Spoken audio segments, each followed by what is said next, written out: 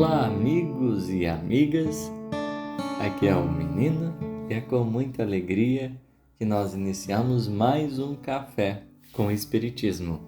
No episódio de hoje iremos comentar a temática da reconciliação.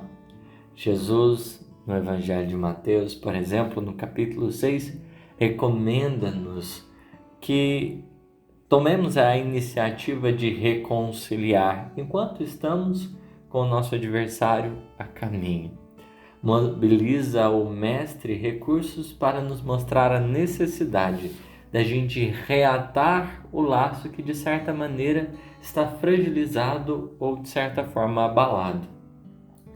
No entanto, precisamos acrescentar algumas questões nessa reflexão para que a gente possa dar a ela uma certa consistência e um tratamento cada vez mais maduro para que diante das circunstâncias nós sejamos efetivos na reconciliação. Pensemos a princípio na questão do adversário. Quem seria esse adversário ao qual a vida nos chama para reconciliar? Quando nós vamos analisando numa perspectiva macro da evolução, nós temos talvez alguns períodos demarcados. A princípio, adversário para nós é todo mundo que difere de nós. Se a gente for observar, para o sujeito autocentrado, o pensamento diferente, o manifestar-se de forma diferente, é sempre sinal de inimizade, de adversário, de antipatia. Todos aqueles que não apresentam o mesmo padrão de vivência e de pensar são considerados, portanto, adversários, são obstáculos à felicidade. E nesse particular, reconciliar vai ser muitas vezes a gente compreender que as pessoas têm direito de pensar, de sentir, de meditar, de avaliar a experiência da vida, a partir de um prisma pessoal. E entender que está tudo bem, por exemplo, existir as diferenças, que não será o outro adversário porque ele tem um ponto de vista diferente. E não será empecilho à unidade, à união, a gente partir de referências diferentes. Então, nesse primeiro momento, reconciliar é a gente conseguir abraçar a diferença, manifestar o nosso respeito e consideração a essa diferença. Emmanuel tem uma mensagem que ele comenta Paulo, e Paulo fala assim, olha, ponde de lado todo obstáculo. Emmanuel vai comentar e dizer que pôr de lado o obstáculo significa muitas vezes a gente respeitar os outros na justa posição deles, com o olhar que tem, com a visão que tem. E a partir disso, a gente continuar a nossa vida e a nossa caminhada. Assim a gente reconcilia, porque a partir desse momento a gente vai ter condição de ver os outros de forma diferente.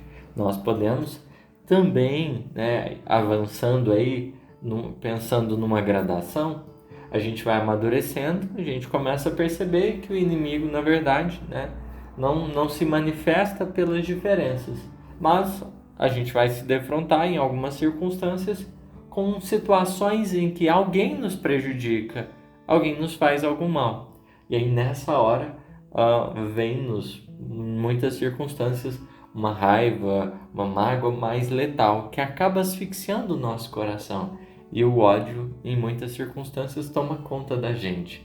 Porque nessas horas, perdoar, será quase que improvável. Muitos de nós, nessas horas complicadas, a gente sustenta a posição de que, como eu vou perdoar? O outro me fez isso, o outro me feriu, o outro me machucou. Então a gente fica um pouquinho desconfortável, a gente fica um pouquinho magoado com a situação. E para nós se torna verdadeiramente um desafio lidar com a presença do outro, simplesmente o fato de pensar.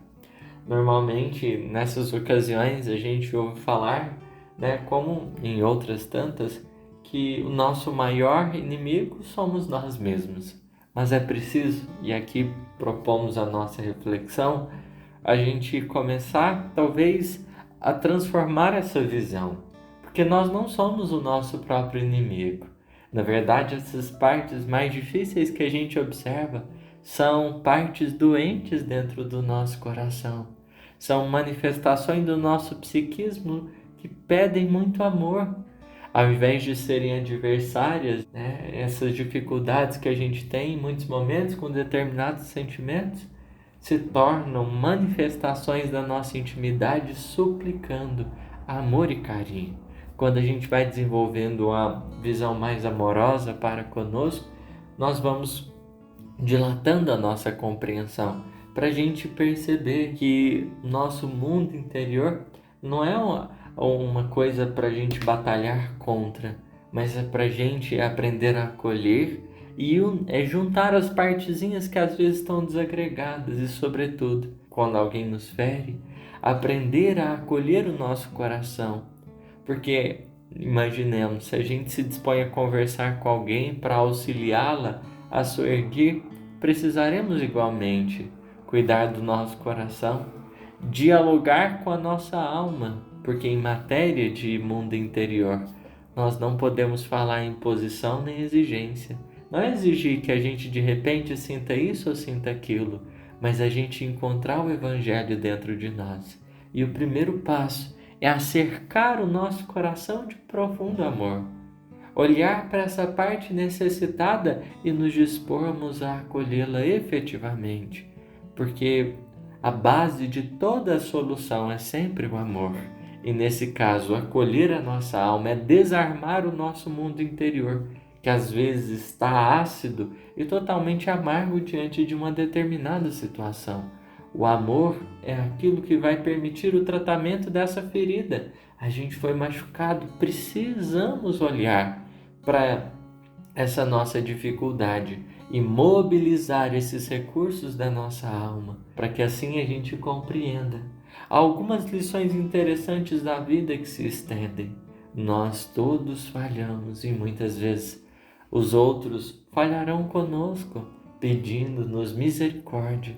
Encontrar a compaixão não será um exercício de horas, mas um trabalho em que nós vamos aprendendo aos poucos, para que assim, dessas diferenças, desse mal que nos chega, a gente caminhe para a inofendibilidade, que é o degrau que a gente não vai se afetar, que a gente vai conseguir compreender. Mas para que isso seja possível, dependerá de um esforço. A gente vem superando o nosso egoísmo. A gente é afetado, nós vamos aprendendo a superar os nossos desafios com bastante humildade, com entrega, com fé e com amor. E é a partir desse esforço bendito que a vida vai nos abençoando cada vez mais, para que, sobretudo, a gente entenda: o amor, a começar de nós, é a fonte de toda reconciliação. Obrigado pela atenção, perdoe-nos a extensão da reflexão e até a próxima.